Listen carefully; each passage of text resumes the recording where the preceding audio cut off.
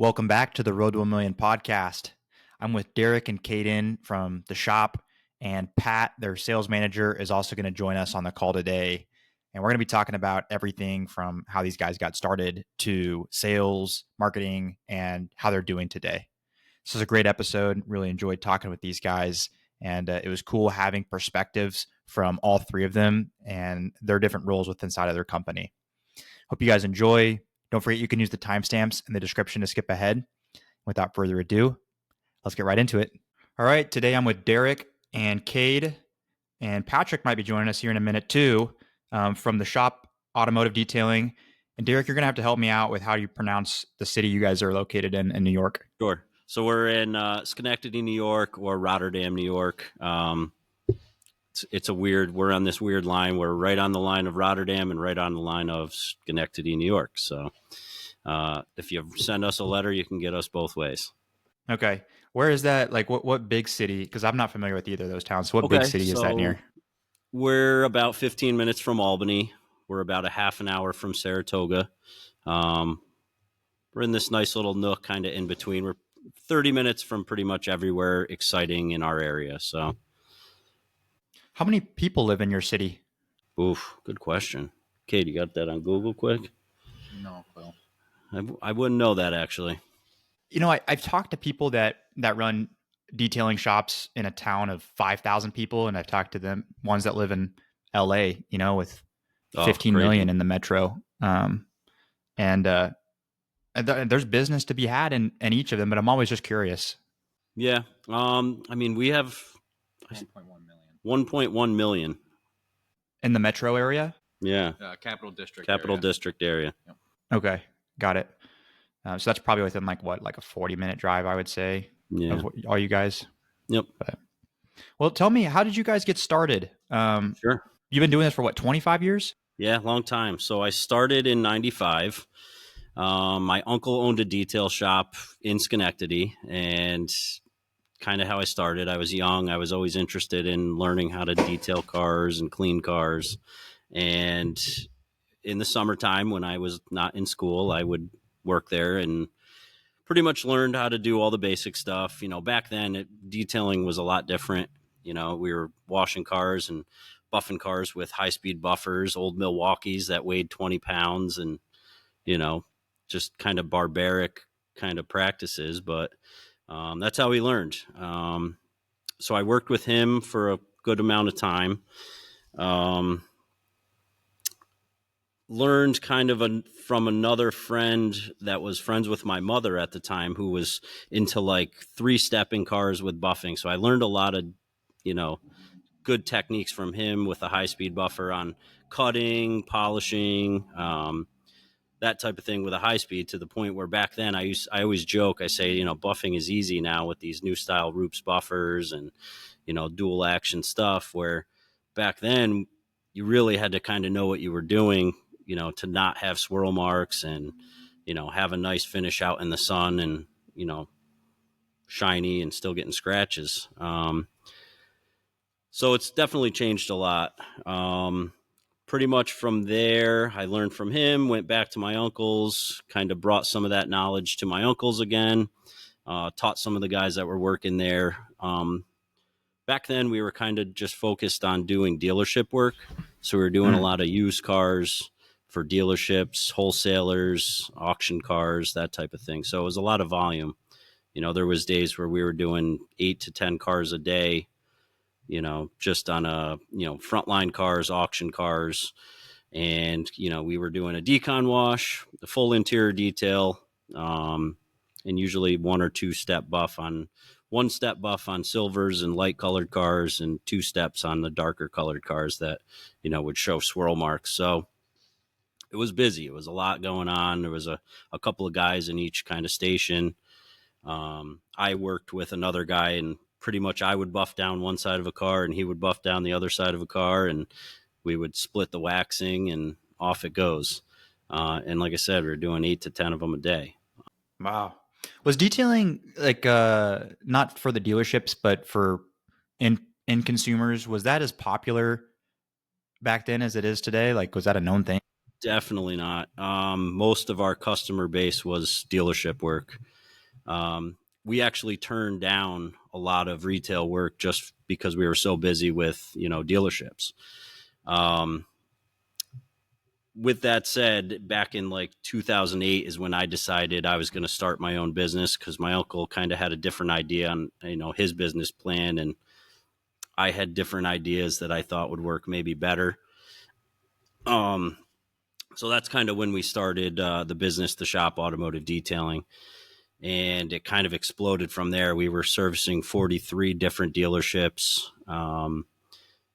day and night shift. We had 14 employees. It was wild. Wow. Constantly picking up. We had transporter plates and two retired guys that would just literally jump in clean cars and pick up dirty cars, drop off here, drop off there, kind of chasing them with another vehicle to get them to where they had to go to the different dealerships.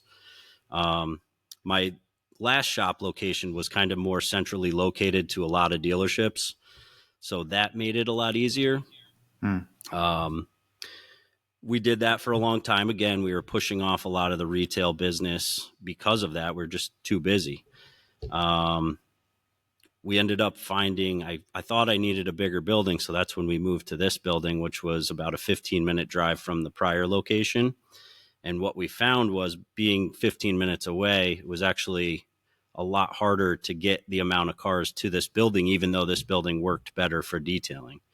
So we kind of got stuck in this area where we were spending just way too much time on the transportation end of things and not the money-making part of it. So two reasons we kind of started switching gears into the retail portion of it was, dealerships, I think, were starting to kind of figure out that there was money to be made, and they started doing a lot of stuff in-house.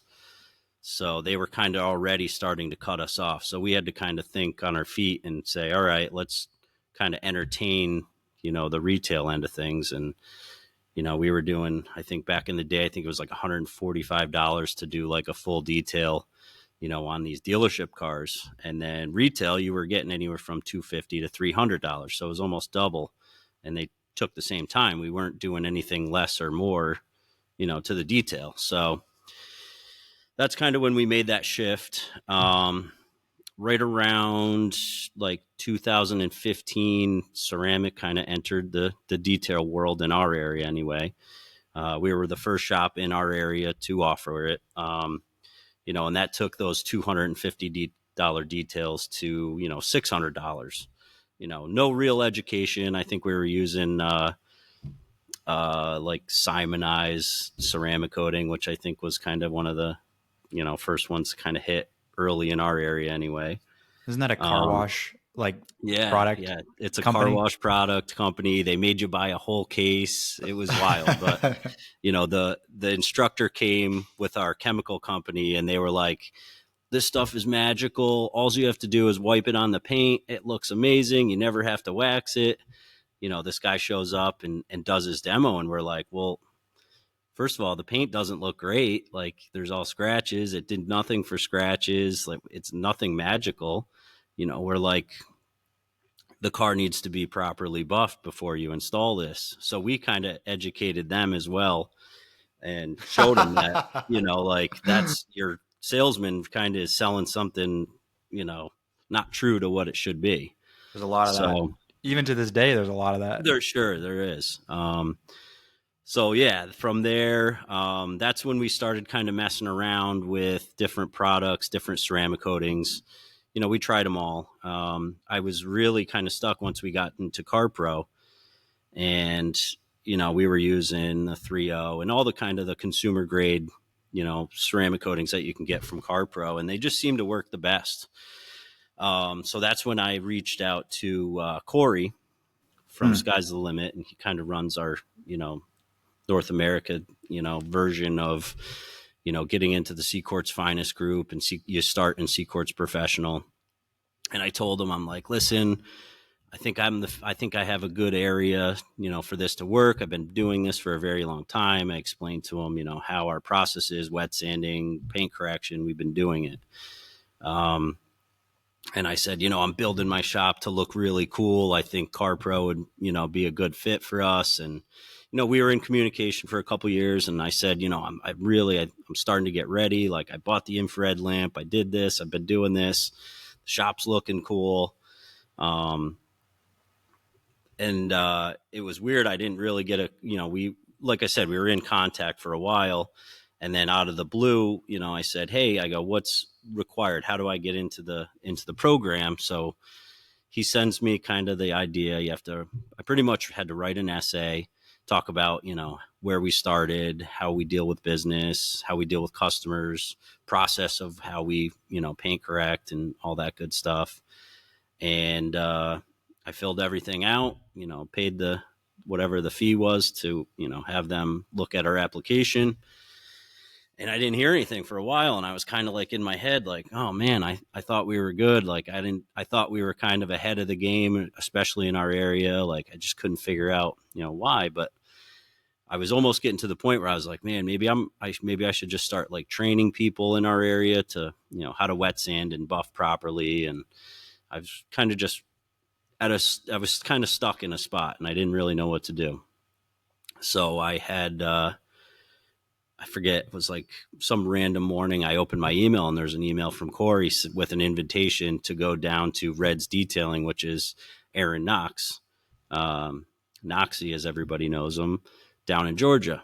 And I was like, here we go. This is it. So it's kind of your audition. You get to fly down there, show them kind of what you're made of. And if they decide at the end of it that you're good enough for their program, then you're a part of C-Quartz family. So went down there and showed them what I had. That's the day I met Grant Menard. A couple other really cool guys, Colin. What was he doing down there? So him and Jim were there to get into the C-Quartz program as well. Okay. Jim Hutton. So instantly, like, I think we met at like Twin Peaks that night, which I had never been. We have Hooters up in our area, but nothing like that restaurant there. So we all met there, had dinner, and right away, like, Grant's just like, this guy's amazing, right? Like, anybody can talk to him. He can talk to anybody. You're like very interested in everything he has to say. So I was like, wow, this is like the coolest feeling ever. And then, I heard of Jim Hutton, in the business for years. And I'm like, wow, I'm sitting at the same table as these guys, and Aaron Knox, and just really cool stuff. So it was pretty humbling feeling at the same time too. But, at the same time, it kind of revitalized my feeling about detailing. So went through the program, and, once that started, they got our name kind of out there. The social media stuff kind of really started to come in at that point.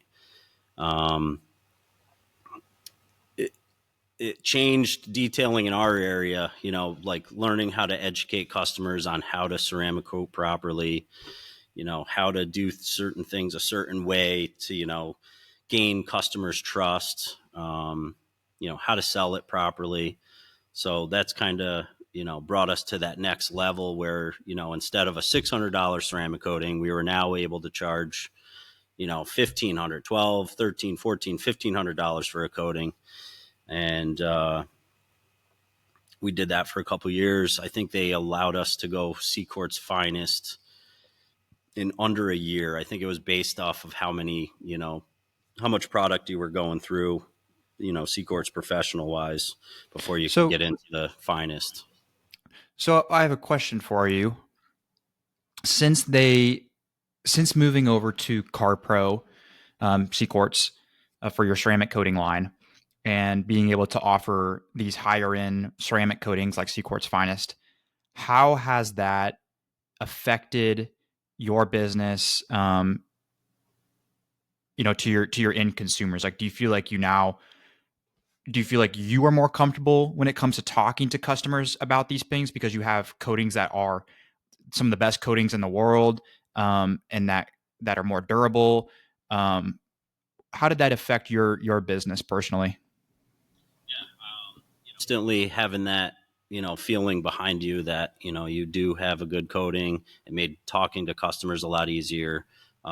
Just really changing your sales pitch from, I want to sell you this product so I can make all this money, to, I want to educate you about this product and can it last this long, and kind of negating all the things that all of our former competitors kind of put out there, like these lifetime coatings. And you saw the videos of starting things on fire and throwing things at these coatings, which is crazy. Nobody would ever do.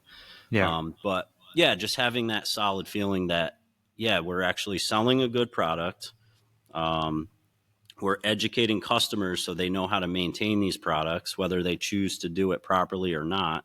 But we're always upfront, telling them, you treat it this way, you're going to get this result, Mm-hmm. but there's things we can do along the way to, fix those things, or you can do exactly what we say and, the sky's the limit for you. Mm-hmm. But yeah, just, solid feeling behind knowing that.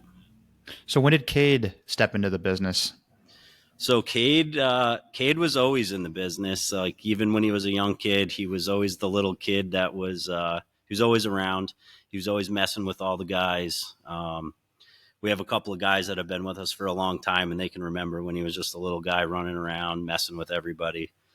I think you started buffing cars when you were 8, 9? Yeah, 8 or 9. Yeah. So right around 8 or 9, he had a buffer in his hand, and I think we've posted a video not long ago of him as like a young kid buffing a car. And then fast forward to now, it's just kind of cool to watch. How old are you, Cade? I am 19. 19? Yep, 19. Nice, dude. Dude, your social media content, the way that you talk, it's awesome. Like, what's up, guys? Cade from the shop. Like, it's such a smooth intro and it's just so Thank you. casual. I feel like you do it really, really well. How has that been received by your customers? I get a lot of good word from people. People see the videos and they compliment, or they give all sorts of reactions. But I'm still learning the ropes of doing videos. It's very new still. Oh, yeah. How long have you been doing it for? Couple months, I'd say 4 or 5 months maybe. Have you noticed a difference in business? Have you noticed customers talking about your social media more? Have you noticed an increase in your customer flow, like leads, since doing that? What do you think, leads wise? Yeah, I mean, it's tough. So I'll let Pat come in real quick on that Yeah. area. How you doing? Hey, Pat, doing good. Yeah, I would say it's starting to gain traction. For a lot of the times, the social media has been kind of the same for the last couple of years. And now with him doing that, and we engaged a new social media gentleman that's been, putting a different spin on things for us. I think it's definitely starting to gain some traction. I really do. Yeah. Are you how in particular are you noticing it starting to gain traction? Just by word of mouth and people talking about it. We're slowly starting to see a little bit more engagement on the post too. For a while it was kind of repetitive with just kind of the music and the vehicles in the background, and you'd get a couple likes.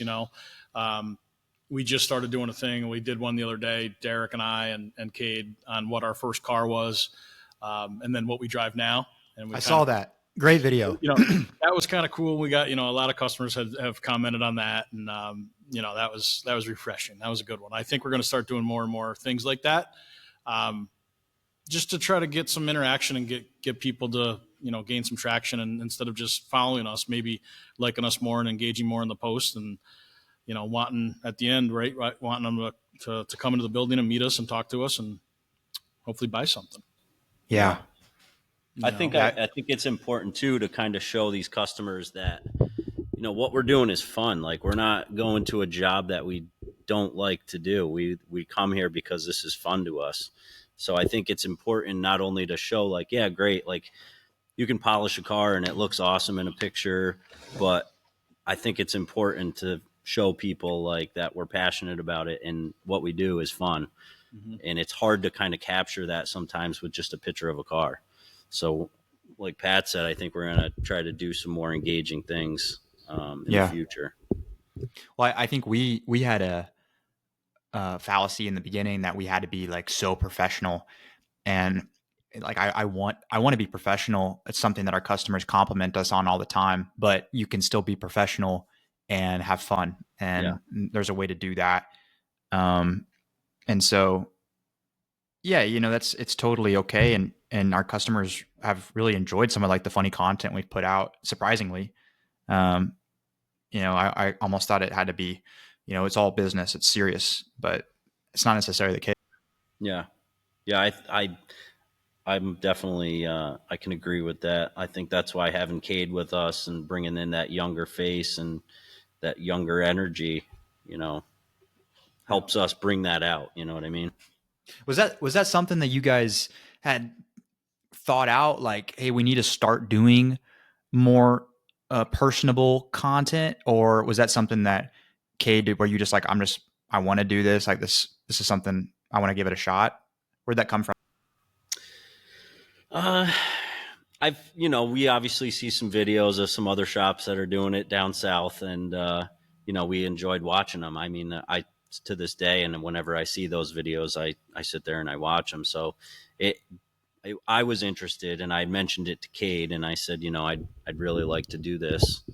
Um, I think if you watch the first video that Cade did, you could tell he was a little nervous, and I can tell every week that we do one, he has this like he's just very comfortable now. Yeah, me too. And it's cool to watch like the progression of it behind the scenes that I don't think anybody notices that maybe we'd notice, which is pretty cool. Yeah, I've noticed that too with you guys. Um, but it's like a science, the way that social media, like in particular Instagram and Facebook, the way that you have to communicate, because we have a tendency to want to ramble. Hmm. And like for YouTube, I think that can work, but for Instagram and Facebook, it's like we need to try to say what we want to say in a minute or less. Yeah. And so making that punchy, like trying to delete all this rambling that doesn't not really important and get to the point. And Kay does a really good job. Yeah. Yeah, it's funny too that you say that, because there's a lot of times I'm like, well, tell him like exactly what we do. He's like, no, like that's not, it doesn't matter. Like, let's be simple, let's keep it simple, less is more type thing, which, like I said, going back to the fact that, the younger energy, they understand kind of what everybody's interested in this, format anyway. Yeah. Have you guys messed around with YouTube at all, like longer form content? We haven't yet. It's a conversation we've had a couple times. Oh my gosh, dude, it's changed our business. Um, in particular, if you can create a long form video of like your most commonly worked on vehicles and show everything you do on them. So get a customer that's coming in. It's like, well, we work on a lot of Porsches, maybe Panameras. Next time a Porsche Panamera comes in, I mean, it could be whatever. It could be an F-150, and it's going to get front end PPF and a ceramic coating and window tint or whatever it is that you're doing, and showcase that entire process. And then what I do is when someone fills out a lead form with that particular car, I send them the video of working on their same car or a very similar car, and I say, hey, this is a similar car to yours.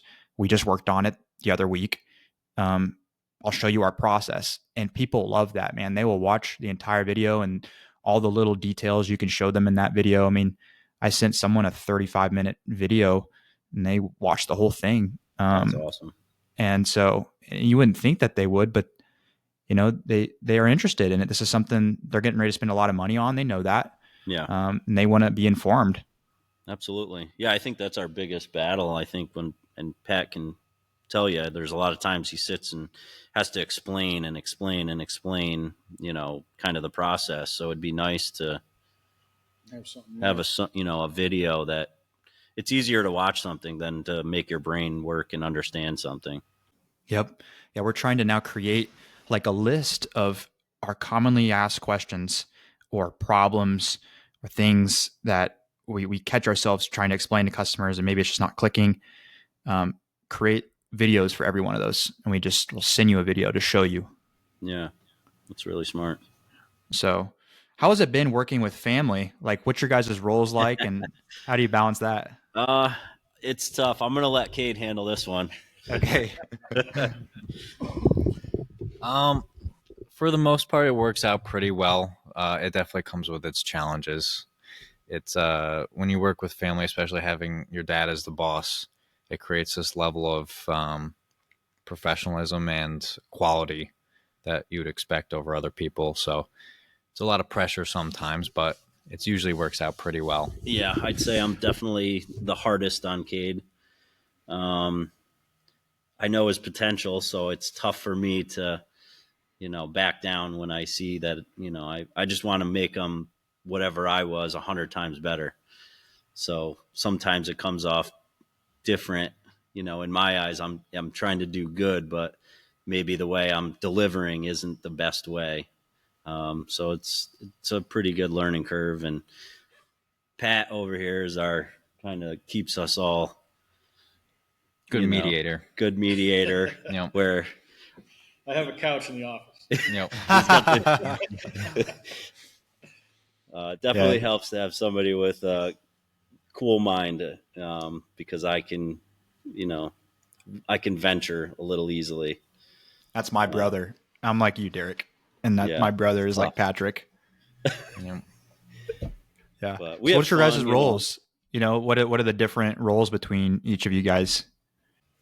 So I've taken over the front. For a while. We had a couple of PPF installers, and just over time they end up, wanting something different or more and end up leaving and going to another place.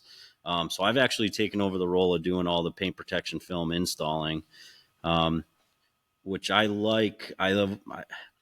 I was never really a sit behind a desk, and I like certain parts of it. Like I like dealing with customers and having conversations, but I was always more like hands-on. Even coming through, I was always paint correcting cars and washing cars. Like even now, I'll go back there and I'll wash a car. I'm hesitant to say I would do an interior, but if I had to, I would. I try not to anymore, but Pat keeps me really busy with film, so I'm generally up in this where we are right now. This is our clean room where we do all the installs for paint protection film and our ceramic coatings. But Cade's kind of our head detailer in the back. He kind of trains and deals with most of the the employees in the back end, and then Pat kind of controls it all from the office area. So Cade, how do you balance social media content? Like, you guys have a day of the week where you guys film content, or is it just kind of like film it when something cool's in? How do you do that? We usually have a guy come in. He comes in when there's cool stuff, or we'll try to do the walkthrough video once a week. So whenever we have a pretty full house, he'll come through and we'll take 15, 20 minutes to film that real quick. But nothing too crazy where it's super set. It's really just whatever we've got in the shop. We'll get a cool video of it. Yeah, he comes in 2 to 3 times a week. Sometimes it's for 20 minutes. Sometimes it's for an hour. And he'll just gather some clips together, or he'll do the walkthrough video. But he generally handles all the, the posts, writing up the posts, anything Cade does? social media wise. No, his name is Anthony. Oh, okay. It's an outside company that we use. He just started it up. He's younger. He's, trying to start something up. He does a couple of dealerships around us as well. It made it a lot easier for us, as social media takes a lot of time, and knowing how to do it properly and having the equipment to look professional as opposed to walking around with an iPhone and, trying to make, the quality look as good as, he walks around, he's got the gimbal and the microphones, and, he does a really good job. So it's easier for us to pay him to do that portion. That way we can kind of focus on what we're good at. Sure. What do you guys pay him, if you guys don't mind me asking? It's a weekly kind of a salary deal. He comes in and we pay him. I don't really want to say the specifics, but that's okay. Yeah, we've done that in the past. We've done that in the past, and I just found that we were paying a lot of money. I think we were paying, at one point we were paying $1,200, and then it was $2,000 a month, and it wasn't like as much videos as you guys were having done. And don't get me wrong, like fantastic videographer, amazing content, but I think that it was hard for us to justify paying that amount. Yeah. And so I just kind of took it upon ourselves to start doing content. We do use our iPhones, and they have pretty good quality, Oh, videos for and sure. pictures. And with a DJI, we bought like $100 DJI mic and stick it in. And that thing is fantastic. Audio sounds amazing. So I mean, it's definitely not what are those cameras? The really expensive cameras. It's definitely not that quality, Mm-hmm. and you can tell if you've seen it side by side. But I mean, I think it's good enough. So I don't know. I feel like you have to kind of budget, because I feel like it's really easy for guys in the detailing industry to just automatically hire everything out. You got a video guy coming in, you got the ads guys doing their thing, you got Right. the website guys doing their thing, and like maybe that works, but you got to be careful, because sometimes there's nothing left. It's like, what are we? And maybe is there some things in the beginning that I can kind of take on myself? Mm. You know what I mean? Yeah. Yeah. I think, well, we did the opposite, as I always tried to do everything myself, and it just became too hard. And like I said, it takes you away from our individual strengths when we're trying to do too much. So I think figuring out who's good at what and putting them in that position is the move, Yeah, for the end goal anyway. yeah, for sure. Recognize your strengths and kind of outsource everything else. And it's hard at first, because like you only have a limited budget, and you have to do everything in the beginning. And then as you grow and you have more profit, then you can afford to hire out those things that you're not as good at. But I think that's where a lot of guys, they start the business and they're really good at one thing, like most of us are, and they realize I've got to do everything, because I can't afford to hire someone. So I don't know. Do you have any, looking back, do you have any like just tips or advice on that in particular?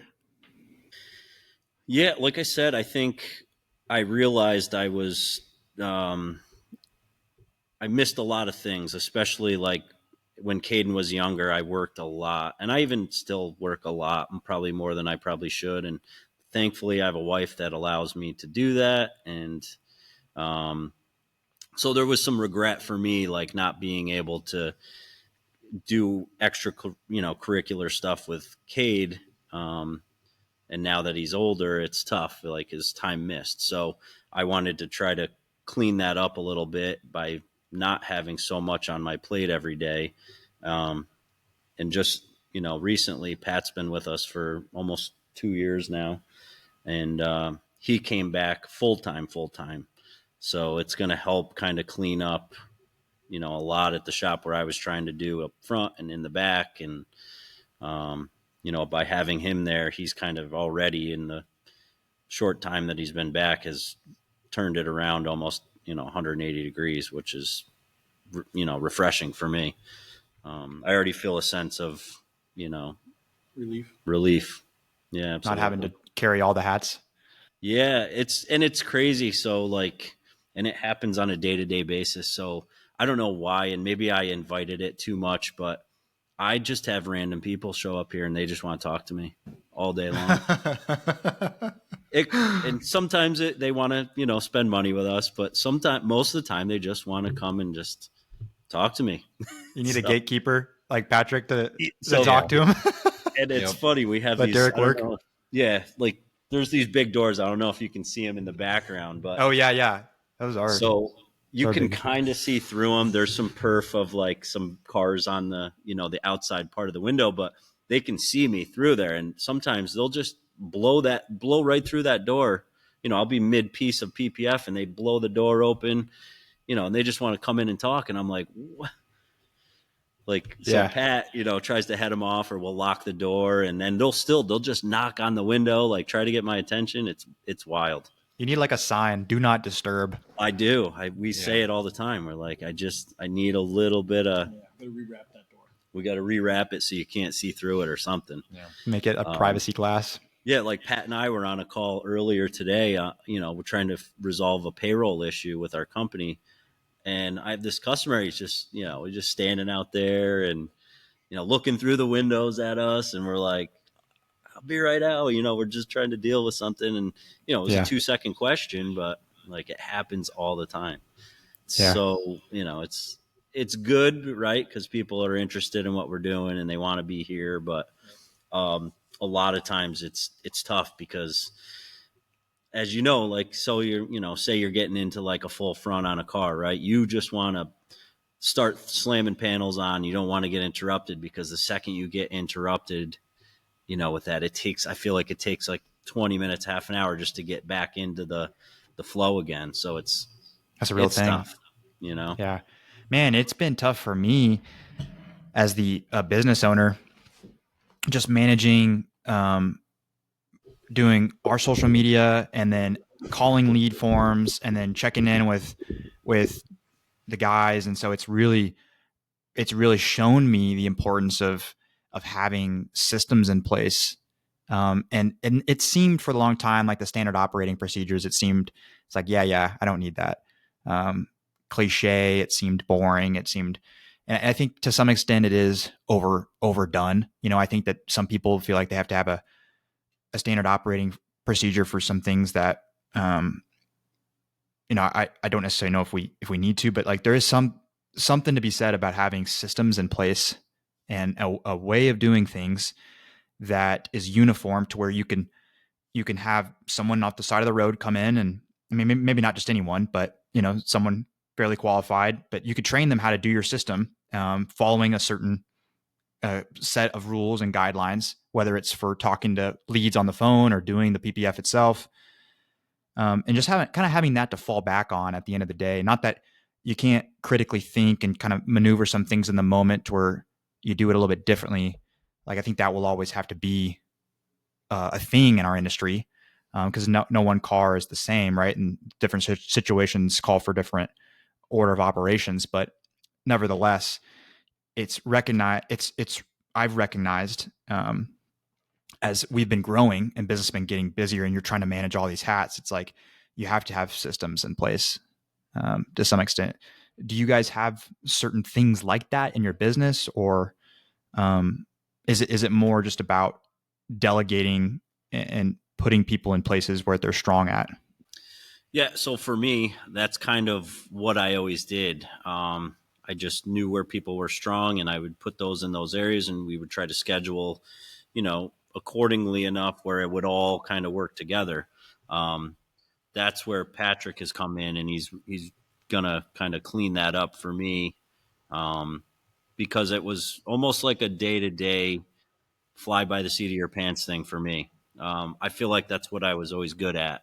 But at the same time, I felt like it was a stressful way to go about it, Yeah. because it puts you in that position to where you're always making these decisions, that I guess you don't really need to make if you had your order of operations in place.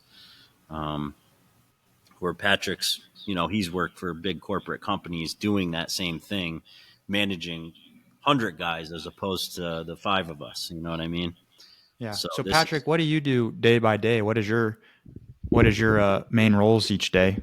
Basically anything operations. So, I mean, I build the schedules, I do all the sales, I take all the incoming leads, follow the workflow or the workflow through our software, and basically anything and everything. I'm kind of a Swiss Army knife when it comes to this place. I don't really get into like actually working on the vehicles, but I'll help the boys jockey them around. I'll get them in the bay. I'll tee them up. But honestly, I think the role is going to only grow, because I'd like to help Derek in other places as well, as far as, putting a lot of the orders in and paying attention to inventory levels and stocking inventory. And, I'd like to take all that stuff off his plate so he can be free to just be up here and install film and make sure the quality control is good on the front of the house, So yeah, that's it in a nutshell. Do you feel like, as like a sales manager, and I'm sure you're greeting a lot of customers and checking them out too. Mm-hmm. and then managing the schedule, do you feel like that is a fairly, I don't know, ordered, organized, structured role? Or do you feel like every day is kind of like how Derek described it, flying by the seat of your pants? I think we have that down to a pretty good science at this point. We know our employees, we know the footprint of the building, we know how we can navigate it. I think the biggest hang up there is people not picking up on time, right? Mm-hmm. So if we get a bunch of cars up here where we always like to do the deliveries in the clean room, and you get some weather or something like that, and you got a couple cars that are sitting here that don't get picked up, that's always a big curveball, because then that just bottlenecks us where we can't get the back of the house up to the front of the house. And, that's probably, I would say, our biggest point of contention, if you will. Other than that, the scheduling and getting people in and getting them through the building is pretty good. That we got a great crew. We got a couple detail guys that just basically handle the details, and then they'll get them over to like Caden or Ramel, and they'll jump on and get under the lights and do all the corrections. We all kind of bounce stuff off each other and know where we are as far as, in the process of those particular cars and when they're going to get teed up to get up front. So I think we have that all, locked and loaded as good as it can be. There's just always those variables where somebody doesn't pick up, Yeah. What is your, let's talk about sales, if you wouldn't, don't mind for a minute. Yeah. What is your sales process looks like? Do you go high level, or you're able, can you talk about that a little bit? Yeah. As far as when they come in from cradle to grave type thing, or whenever someone like fills out a form, could we start there? Like if someone sees, they click on your website, they fill out a form. Yep. What does the process look like for getting in contact with them? And yeah, so we'll get the lead will come in. I always like to jump on the leads as quick as possible. That's one of the best things in my eyes is I always get customers that say, "Oh my God, you got back to me so fast," right? And I've been in sales, indirectly or directly throughout my whole career. So that was something that was kind of instilled in me as a young kid. And, when the phone rings, you got to grab it, right? So as soon as I get the lead, I engage the customer, and just introduce myself. How can I help you? And then I kind of let the conversation, steer where we go next. But I would say that's one of our biggest things as far as I would say a conversion rate is jumping on those calls as quick as possible, letting them know that we're professional, we're here for them, and we want their business. So you hear this thing, I hear it a lot with higher ticket sales like PPF and ceramic coatings, that it requires on average 7 touch points, I think, before a customer books. And I'm curious, do you have a follow-up system in place, or a retargeting system through ads, or what is your experience like with people calling in? Maybe they're shopping around, or they're just not quite ready yet, or how do you deal with that? You can kind of feel them out. You have, I know the old saying is a tire kicker, but you can kind of feel them out here and there. What I personally do for my follow-ups, I set reminders, whether it's on my Outlook or on my phone, what have you. Our POS system we use is You're Able. So, if I do send the proposal out through You're Able, I would say sometimes I'll just shoot them a comment through that link and say, "Hey, just following up with you. I know we talked. Have you gotten a chance to look at the proposals yet?" A lot of times that's just a soft touch. And if they engage you back, then I'll hit them with a phone call after, or answer their questions and then maybe wait a couple of days and then hit them with another phone call. Believe it or not, I would say a lot of our customers, especially in the PPF and the full bodies and things like that, I wouldn't say I'm anywhere near an average of seven touches. Don't get me wrong. I think there's some of those eccentric type customers that you have to, and those people are even 10, 15, 20 customers and 3 tours around the building and, right.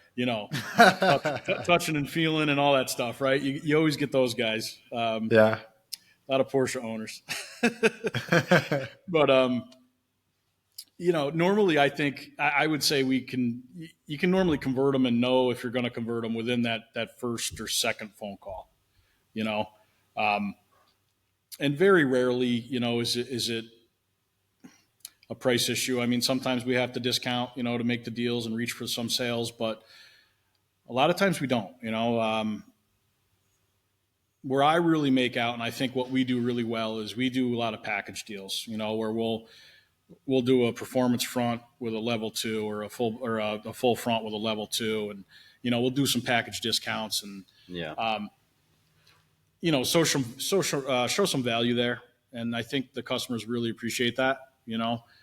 Everybody kind of wants their pound of flesh, right? So if you can make something very attractive to somebody and think they're getting a really good deal for the money, then that's value, and that's where you ultimately get that yes. Yeah. Add service instead of charge more. You know what I mean? Yeah. What are you hearing from customers that are booking that quickly on a full body? I'd imagine that you guys are probably not the cheapest in town. So why are they picking you? What are you hearing? I think our customer reviews speak for themselves. I mean, as far as where we are in the capital region area, I don't think there's another detail or high-end detail shop that does and has the same reviews that we have. That's something that, Derek has built over these years and done a very, very good job with. So I think when people start looking, and even if they don't know us and they start actually looking at our reviews, I mean, I constantly hear that. That's always a thing. Your reviews are awesome. Your reviews are awesome, and I think that's the biggest thing right now, this day and age, is having those very good reviews. Mm-hmm. And if you get a bad one, making it right and taking charge and fixing it right away, right?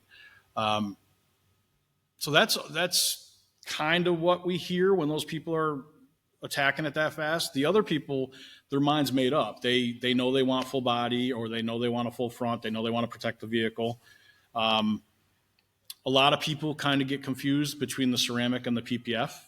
A lot of people think that the ceramic will actually protect the car against rock chips and things of that nature. So I constantly, catch myself explaining the differences and the pros and cons of both. And a lot of times that's kind of where we add, or where we end up on that: protect the front and let's, protect the back from the UV rays and the rain and things like that, where the front will be all the rock chips, One thing I've noticed just calling a few shops around my area is if the installer, which would be Derek, is the one answering the phone, if his phone number is on Google, then he's not going to be answering very quickly because he's in the middle of an install. So usually the companies that hire someone to sit at the front desk and answer the phone call, that person usually is not very good at understanding the product or explaining, what like you were saying, the difference between coatings and PPF. I mean, maybe they kind of understand it, but I don't know. I've heard that come up a lot with guests and with other detailers, just talking about how it's like you almost have to work in the industry and really understand the products to be able to like talk about it.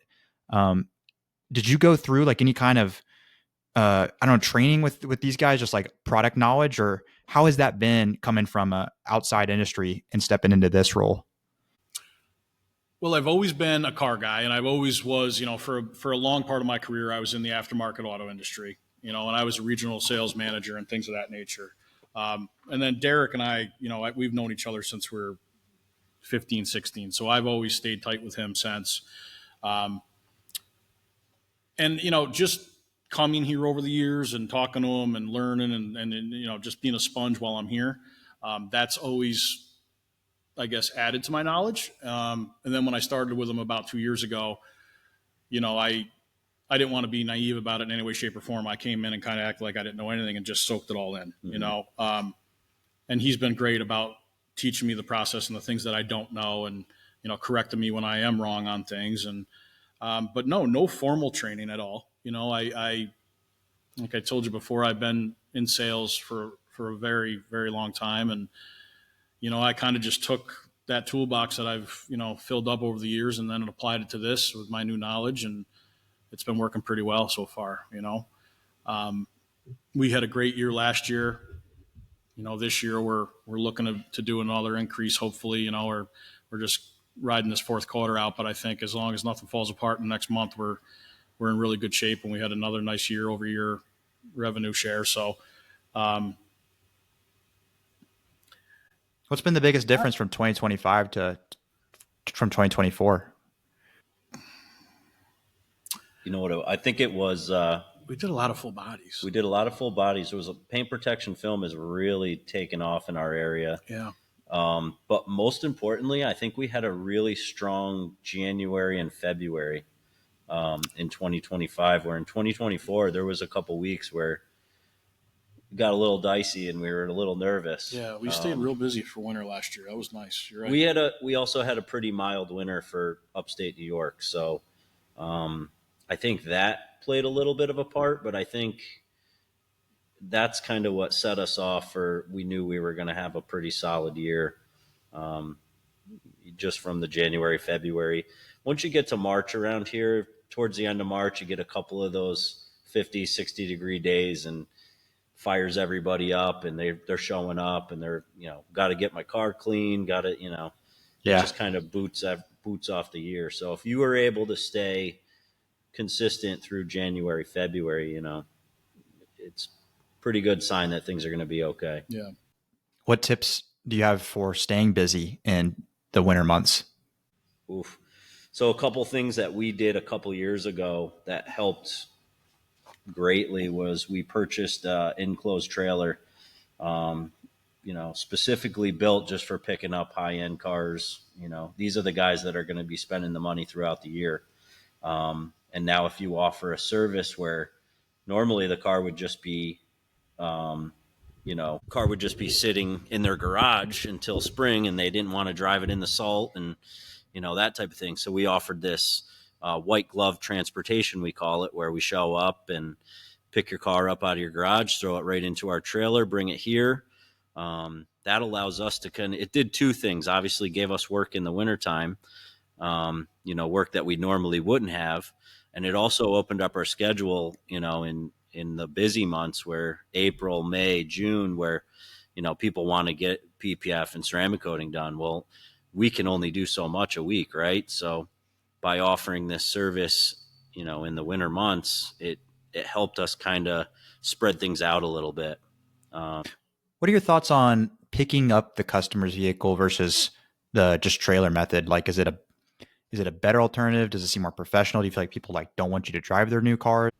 Yeah, well, I mean, the way we sell it is we can go right to the dealership. A lot of times our customers will call us and say, hey, just ordered this Z06. It's going to be in a couple months, just giving you a heads up.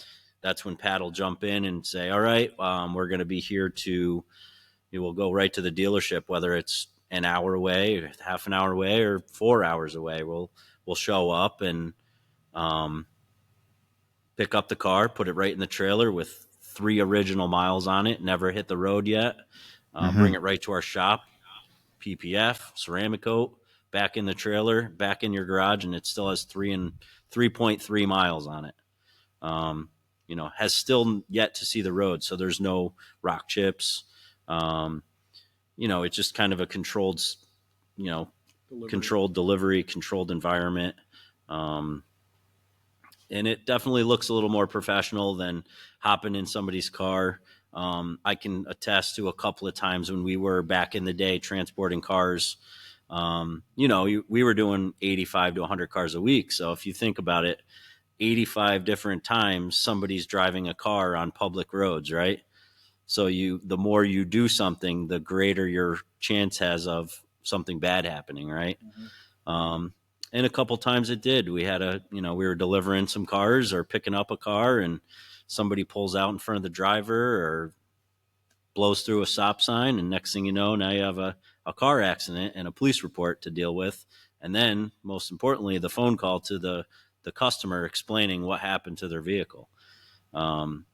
Whereas, trailer kind of alleviates a lot of that. Sure, certain things I'm sure can happen. But takes the risk out. I think a lot of the risk. What do you charge for that service? It depends. I guess. Well, I mean, you want to jump in on that? I think it's. I mean, we normally like your longer trips. You know, we'll probably charge on average around $350 to $375 a mile.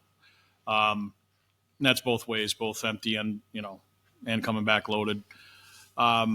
If it's a short run, something within say like a 30 mile or 25 miles, something like that, it's not really worth hooking the trailer and the truck for any less than $250, $300. You know what I mean? When you think about the fuel and the labor and the insurance, and if something like we just said could happen, you kind of got to make your money on it. So I wouldn't say it's a service that we ever really give away. We always try to make our money if we are sending the truck out.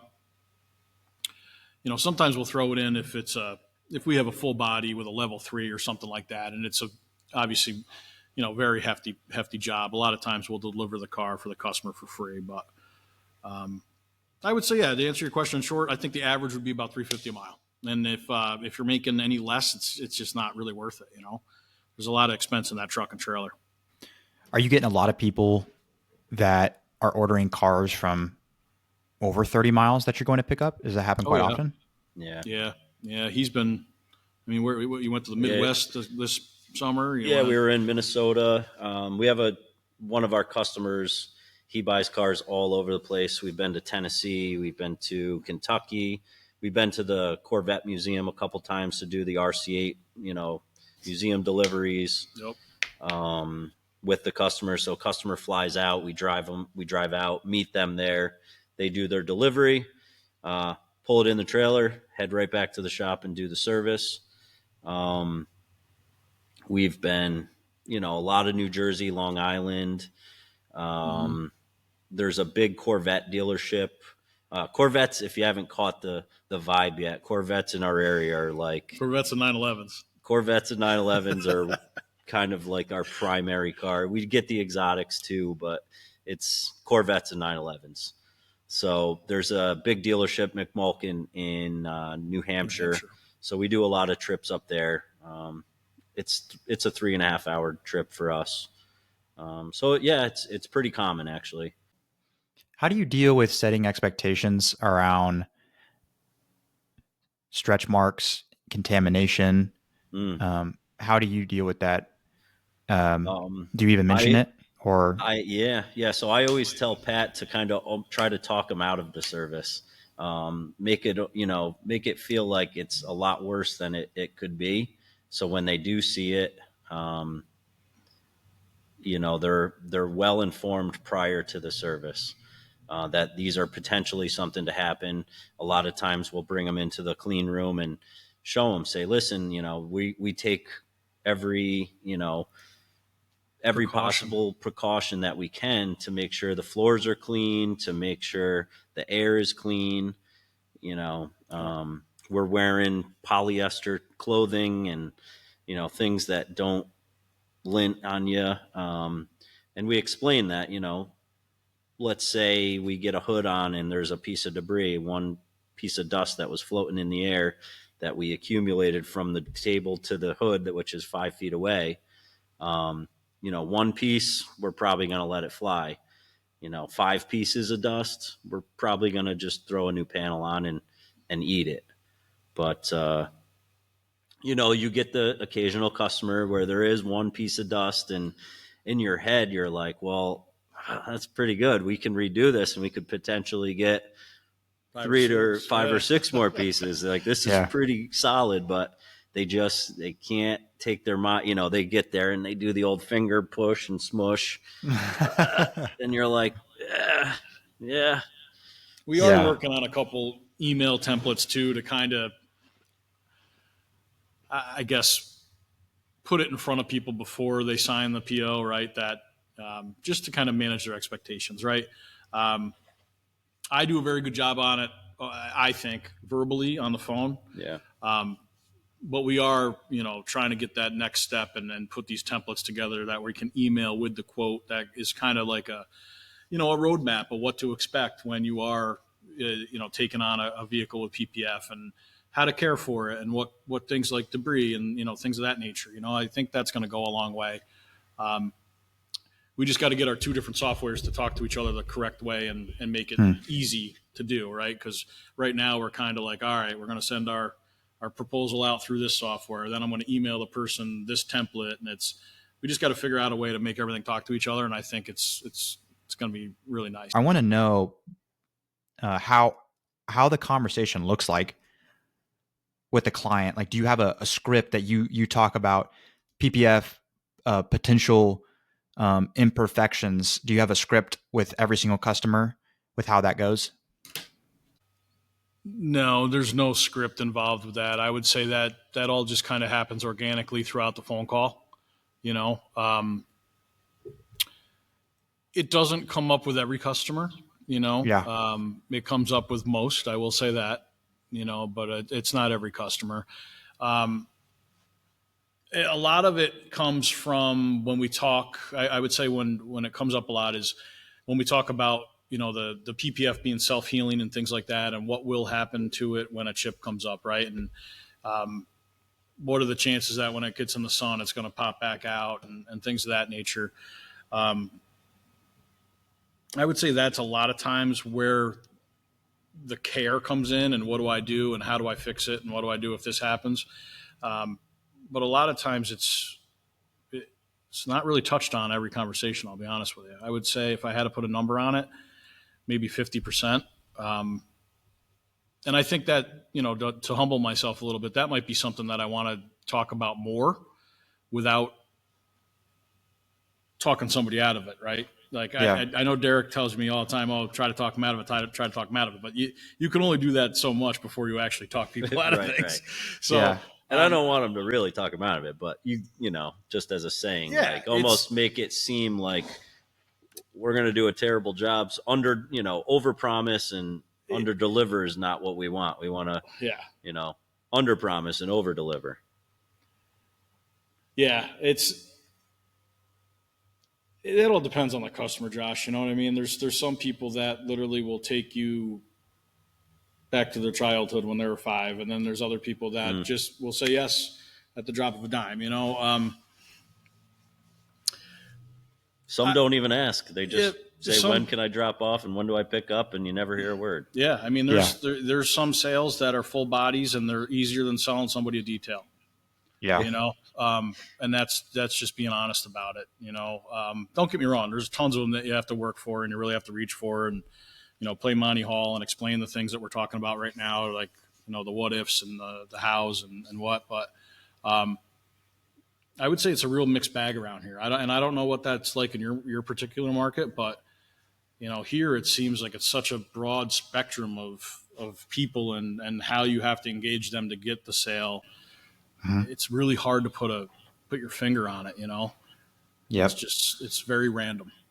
Yeah. Yeah. I've had people that I think were ready to spend the money. And then I almost had to be like, okay, hold up. Let me make sure that this actually makes sense. Like particularly around ceramic coatings, maybe less with PPF, but it's like, why are you getting this? Oh, I just need to protect it against the rocks, man. And it's like, and they were ready to book. Like they were ready to hand you over their card and book the appointment. And you almost have to ask them a few questions first to make sure that they're qualified so that they don't leave, get a rock chip, and now they're disappointed. Right. So that's something I think about a lot. And I imagine as we get into PPF more, that will come up. I've had a customer, I had one yesterday, dropped off his Escalade IQ at his house. And I was talking about PPF. He's like, man, I don't think that stuff's worth it, man. He's like, because it gets marred up and then you have to replace the film. And I think it costs just as much to have it repainted. And I was like, well, I think that the worry is that it won't match. Your paint's never going to match again, and I think a good painter, it's actually probably going to cost more than it would to get the film replaced. Yeah. But, you just hear those things and you try to use that when you're talking to customers. Yeah, we get that a lot. Well, I can just have it painted. Well, no, it's not that easy. Yeah. It's really not. And to do it properly is going to cost quite a bit more. Yeah. It's a misconception, I To think. that point, that is the biggest misconception out there. Is everybody thinks that ceramic is almost like a shell or a shield, and I think it was marketed that way at one point, or maybe even still with Absolutely. other, certain vendors and things like that. But that is definitely, I would say, one of the most biggest common misconceptions of the phone calls I get is, trying to get people to wrap their head around what does what, Yeah. and once you actually explain that the ceramic coating is not going to help that front bumper or that front hood, it's a very easy conversation to then put them into the product that they need, right? Yep. I would say the second biggest, I think, conversation that I have on the phone when it comes to this kind of stuff is, oh, well, my car's brand new. I don't need you to do a paint correction, because even our basic ceramic packages, we do a one step on the car, right? We try to level the clear coat out, and we want it to last as long as it can for that customer. And I would say that's the second biggest conversation piece that comes up is me explaining the why behind, what our process is and why we charge what we charge and, things of that nature. So many people call. You can tell right out of the gate they're on a budget. They want to do it as cheap as possible. You send them the proposal. They hit you back with, hey, this all looks great, but I don't want a paint correction. What can you do for that? So, educating the customer and explaining the why behind it. I think I have a really good,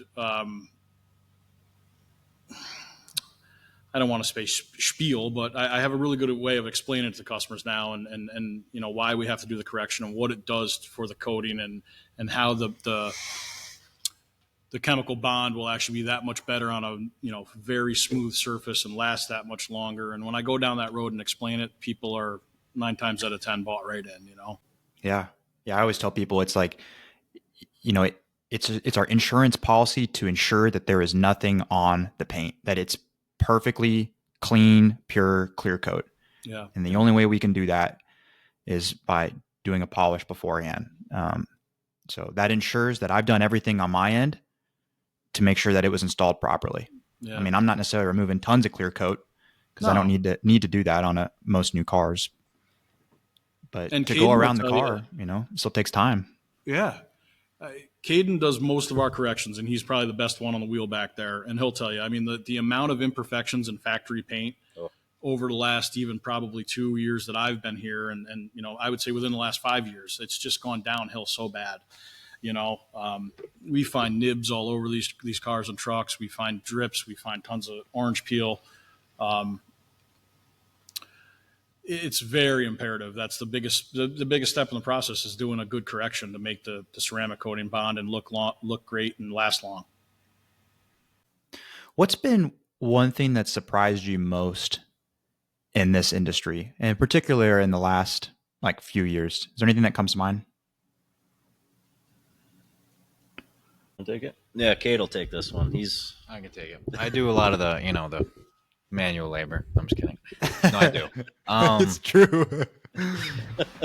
No, I do a lot of the corrections and a lot of the in-depth going at these new cars. A lot of the thing that surprised me the most with new cars, at least, is just quality. It's all downhill. Even cars like big names like Mercedes, where you're expecting that luxury quality, it's just not the same as it once was. So in many times we'll get a new car and it'll be like Pat was saying, it's just there's nibs, there's drips, there's scratches from the dealership that are deep, and it just takes a lot to get out of. And the paint nowadays, it's hard to work with because the clear coat is just so thin. So that's definitely surprising that quality, even interiors cleaning them is more difficult. It's quality of the plastics and things. Yeah, quality is big nowadays, so it can be sometimes more difficult on new cars. Yeah, or how about them putting the piano black in the front bumper? Oh, it's like, what are we doing here, guys? Terrible. Looks great, but it's terrible. Yeah. Especially when the car behind us, we have a Blackwing, and all the pieces that you have to put on for the PPF. I'll be on that bumper for an hour and a half, just putting little pieces on. Yeah. That's the hard part. It's like the people making them don't clean them. No, they certainly don't. just look at it and they're dirty fingerprints. Yep. Yeah. But Or I even mean, the you piano know, black on the interior. It looks great, but what are we doing here? You're going to put it on a center console that you're touching all the time? yeah. Of course it's going to get scratched up. Yep. Yeah, but that does create an opportunity to explain to these customers the importance of paint protection film. Yeah. So it's a two-way street. It's like the quality is going down, and at the same time, there's a product that will help with a lot of these things. Yeah. Yep. A lot of people just don't see that. You know, some people are starting to. The customers and consumers are starting to see more of that. But I don't know if a lot of them have seen it yet. Or I've even seen like brand new cars like a year or two later, and you just start seeing, you know, weird things going on, and you're like, this car's only have 6,000 miles on it. Like I was working on a Porsche, and the wheels were like all cracked on this Porsche. And I was like, is this a recall thing? I looked it up. It's like, nope, it's not recalled. It's just like, what the heck is going on? I don't know. Yeah. Yeah, I've noticed that. Yep. Quality is it's almost refreshing to get old cars that are in such bad shape because you know it's just going to come back insanely well. And then you get new cars. It's, you know, they're easy because they are new, but, you know, you're still fighting with a little bit of cheaper paint than old stuff. Yeah. Yeah, I think it was ever since they went to the waterborne paint is kind of when we started to notice when things declined as far as, you know, durability of paint. You know, and there's some manufacturers that have better quality of paint than others, which, you know, the Germans seem to have figured that out with the harder paint, and, you know, the rest kind of struggle, and, you know, but the softer stuff, man, it's brutal. There's, you know, you always get the customer that I bought the car and I got to drive it. I'll drive it over to you. It's 20 minutes away. It's nothing. And it gets here and boom, there's 2 or 3 rock chips on it already. And it happens all the time. And we try to explain to them over and over again, but That's where that trailer service comes in handy, I'd imagine. Yeah. Yep. It does help. Yeah. Well, cool. Well, this has been great, guys. I'm going to end it there unless you guys have any final words. Yeah, But, no, we're good. Great. Well, thank you all for coming on, Cade, Derek, and Patrick. I appreciate you guys sharing, and appreciate everyone for listening as well. So, yeah, thanks for reaching out. We're glad to be on your podcast. Yeah, happy to do it, and happy to have you guys back at any point. So, awesome. Sounds great. Thanks, man. Well, good luck closing out the rest of the year, and wish you guys a great 2026 as well. Likewise. You too, Josh. Thank you.